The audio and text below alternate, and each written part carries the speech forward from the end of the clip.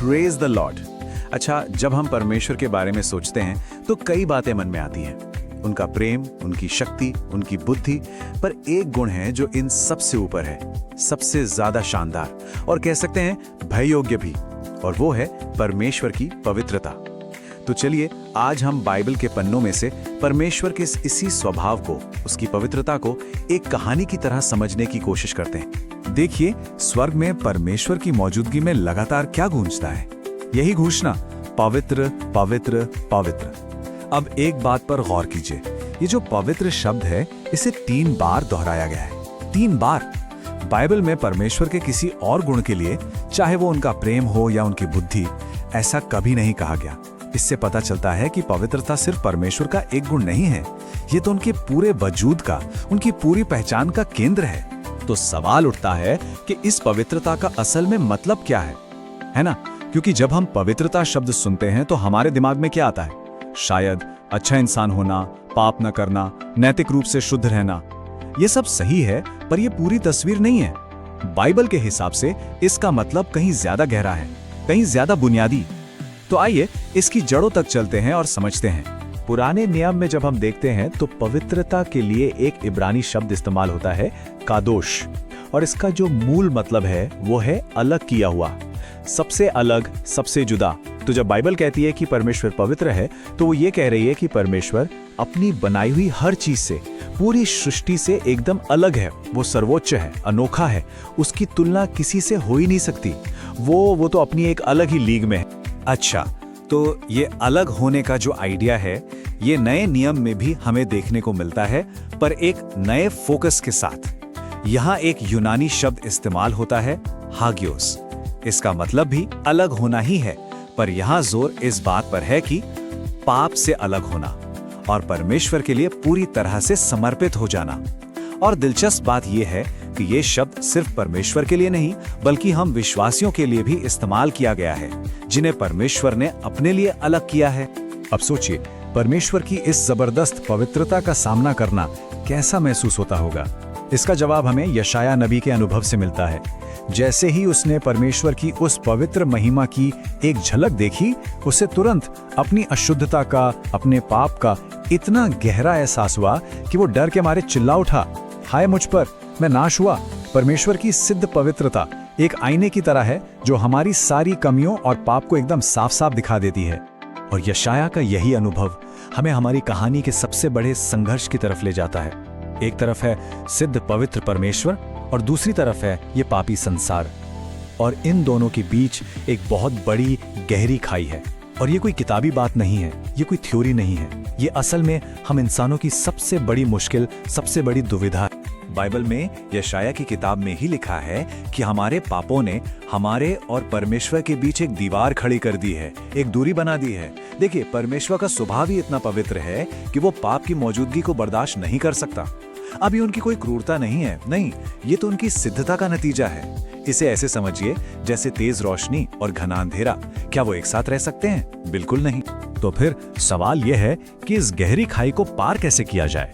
एक पापी इंसान एक पवित्र परमेश्वर के पास आखिर पहुंचे तो पहुंचे कैसे? इस बड़े सवाल का जवाब परमेश्वर ने हमें धीरे धीरे देना शुरू किया। पुराने नियम में उन्होंने हमें अपनी पवित्रता सिखाने और अपने पास आने का एक, कह सकते हैं, एक अस्थायी रास्ता दिखाने के लिए व्यवस्था और मंदिर की पूरी प्रणाली दी। इसे और अच्छे से समझने के लिए हम मिलाप वाले तंबू के डिजाइन को देख सकते हैं। इसमें पवित्रता के अलग अलग लेवल थे। जैसे जैसे आप अंदर जाते थे, पवित्रता बढ़ती जाती थी। सबसे बाहर आंगन था जहां आम लोग आ सकते थे। उसके अंदर था पवित्र स्थान जहां सिर्फ याजक जा सकते थे, और फिर सबसे अंदर था परम पवित्र स्थान जहां परमेश्वर की उपस्थिति रहती थी, और वहां सिर्फ महायाजक जा सकता था, वो भी साल में सिर्फ एक बार। सोचिए, ये सब क्या दिखाता है? यही कि पवित्र परमेश्वर के करीब जाना कितना मुश्किल और कितना गंभीर मामला था। और फिर जो बलिदान की प्रथा थी वो हमें ये सिखाती थी कि पाप की एक कीमत है जिसे चुकाना पड़ता है। पवित्रता मुफ्त में नहीं मिलती। लेकिन ये सारे बलिदान, ये सारे नियम, ये असल में सिर्फ एक परछाई थे, एक इशारा थे जो भविष्य में आने वाले एक सिद्ध, एक आखिरी बलिदान की ओर हमें ले जा रहे थे। सदियों तक ये परछाइयां और ये इशारे एक बहुत बड़ी, एक असाधारण घटना की तरफ इशारा करते रहे। और फिर हमारी कहानी अपने सबसे ऊंचे मुकाम पर पहुंचती है जब वो सिद्ध बलिदान, वो आखिरी जवाब यानी यीशु मसीह इस दुनिया में आते हैं। वो कोई परछाई नहीं थे, वो तो खुद परमेश्वर की पवित्रता का जीता जागता चलता फिरता स्वरूप थे। देखिए, यीशु ने सिर्फ पवित्र नियमों को माना नहीं, वो तो खुद ही पवित्रता थे। इब्रानियों की पत्री में साफ लिखा है, वह पाप से रहित था। उन्होंने दुनिया को पहली बार दिखाया कि परमेश्वर की पवित्रता असल में दिखती कैसी है। और सबसे कमाल की बात यह है कि वो पापियों से दूर नहीं भागे, बल्कि उनके बीच में रहे, उनके साथ खाया पिया, उनसे प्रेम किया। और फिर आता है क्रूस। क्रूस वो अद्भुत, वो अनोखी जगह है जहां परमेश्वर के दो महान गुण एक साथ मिले, उनकी सिद्ध पवित्रता और उनका सिद्ध प्रेम। देखिए, परमेश्वर की पवित्रता ने पाप के लिए न्याय की मांग की कि सजा मिलनी चाहिए, और उनके प्रेम ने हम इंसानों को बचाने का रास्ता ढूंढा। और क्रूस पर ये दोनों बातें एक साथ पूरी हुई। बाइबल की ये आयत उस महान अदला बदली को कितनी खूबसूरती से बताती है जो क्रूस पर हुई। यीशु, जिन्होंने कभी कोई पाप नहीं किया, उन्होंने हमारे सारे पापों का दंड अपने ऊपर ले लिया। क्यों? ताकि हम जो पापी थे, परमेश्वर की नजरों में धर्मी यानी पवित्र ठहराए जा सकें। और इसी एक बलिदान ने उस गहरी खाई को हमेशा हमेशा के लिए भर दिया। तो ठीक है, वो खाई भर गई यीशु के बलिदान से, पर अब हमारे लिए इसका क्या मतलब है? क्या ये सिर्फ एक पुरानी कहानी है? नहीं, बिल्कुल नहीं। इसका मतलब है कि अब हमें एक नए तरीके से जीने के लिए, एक पवित्र जीवन जीने के लिए एक बुलाहट मिली है।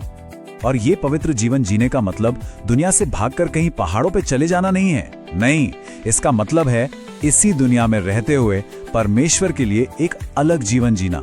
एक ऐसा जीवन जो हमारे विचारों में, हमारी बातों में, हमारे रिश्तों में, हमारे हर एक काम में नजर आए। और हाँ, ये हमारी अपनी ताकत से मुमकिन नहीं है, ये सिर्फ और सिर्फ पवित्र आत्मा की सामर्थ्य से ही हो सकता है। अब जो बात मैं कहने जा रहा हूं वो सच में हैरान कर देने वाली है। जरा सोचिए, जिस पवित्र परमेश्वर की उपस्थिति पुराने नियम में उस परम पवित्र स्थान के पर्दे के पीछे तक ही सीमित थी, वही पवित्र उपस्थिति पवित्र आत्मा के रूप में अब हर एक विश्वासी के अंदर रहती है। इसका मतलब हम परमेश्वर के चलते फिरते मंदिर हैं। तो अंत में ये सब जानने के बाद एक सवाल हमारे सामने आकर खड़ा हो जाता है, ये जानकर कि हमारा परमेश्वर इतना पवित्र है और उसने हमें भी पवित्र होने के लिए बुलाया है। हमारे जीवन में क्या बदलाव आना चाहिए?